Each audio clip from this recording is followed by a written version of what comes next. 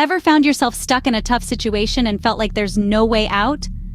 Life can be like a maze, and sometimes we hit dead ends. It's perfectly normal to feel cornered, to feel trapped. It's a universal experience, an encounter that everyone, no matter how strong or resilient, faces at some point. These moments of hardship, of adversity, they're part of the human condition. Remember, you are not alone in this, and there are always ways to navigate through these tough times. The first step to escape a tough situation is identifying the problem. Now, you might think that's easier said than done, and you're not wrong. But it's crucial to know that there's a difference between the problem itself and the symptoms it causes. It's like having a headache because you're dehydrated. The headache is the symptom, but the dehydration is the real issue at hand. Understanding this difference is vital because it helps you address what's truly at the core of your tough situation. It's not enough to just treat the symptoms. You have to get to the root of the problem. A great way to do this is by writing down the problem. Seeing it on paper can help you look at the situation objectively, without getting lost in the chaos of emotions. It allows you to dissect the problem piece by piece and see it for what it really is. Once you've identified the problem, you've taken the first step towards escaping the tough situation. You don't have to face everything alone. Seeking help is often the key. When we find ourselves in tough situations, it's natural to feel isolated, as if we're the only ones going through that struggle. Yet, it's exactly in these moments that reaching out to others becomes crucial. Trusted friends, family, or even professionals can provide a lifeline, offering not just emotional support, but also different perspectives and solutions to our problems. Imagine you're lost in a vast forest. Wouldn't it be quicker to find your way out if you had a map? Or better yet, a guide? That's what seeking help is like. It doesn't mean you're incapable.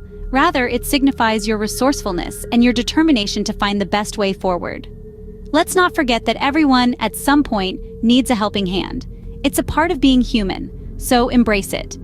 Remember, seeking help isn't a sign of weakness, but a strength that shows your willingness to overcome the tough situation. After identifying the problem and seeking help, it's time to take action. You know, it's one thing to understand what's wrong and another to actually do something about it. This is where creating an action plan comes into play. An action plan is like a roadmap. It guides you through the steps needed to resolve your problem. It's about breaking the problem down into smaller, manageable tasks. Think of it this way: you wouldn't eat an apple in one big bite, would you? No, you'd take small bites one at a time. Dealing with problems is just like that. Now you're probably wondering, why break down a problem? Well, large problems can feel daunting, like a mountain that's too high to climb. But when you break it down into smaller tasks, it becomes a series of hills, much easier to navigate. But let me tell you, this phase is also about perseverance and resilience. There will be times when you'll face setbacks, times when you'll feel like giving up, but it's important to keep pushing forward, to keep trying.